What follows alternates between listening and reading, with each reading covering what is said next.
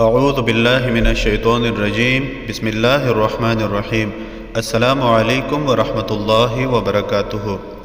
اس video میں آپ کے ساتھ عہدہ و ملازمت میں بلندی کا ایک عمل شیئر کیا جا رہا ہے جو بارہا کا آزمایا ہوا ہے۔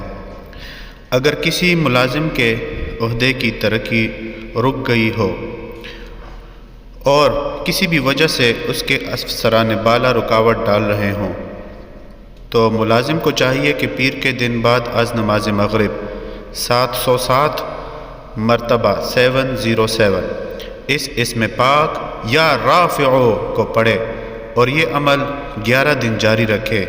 اس کے بعد وقفہ کرے اور دوبارہ پیر آنے پر یہی عمل کرے، پھر اس کے بعد وقفہ کرے اور تیسرے پیر کو بھی یہ عمل کرے، اور اس کے بعد اللہ تعالیٰ کے حضور جھولی پھیلا کر خوب گڑ گڑا کر اپنی ملازمت میں ترقی کی دعا کرے۔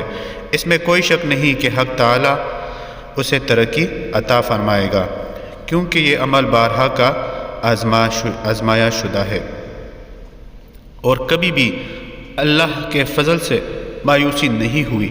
ہمیشہ جس کو یہ عمل بتایا ہے اس نے 3 پیر گزرنے کے بعد سے پہلے ہی اپنی ترقی کی اطلاع دی ہے۔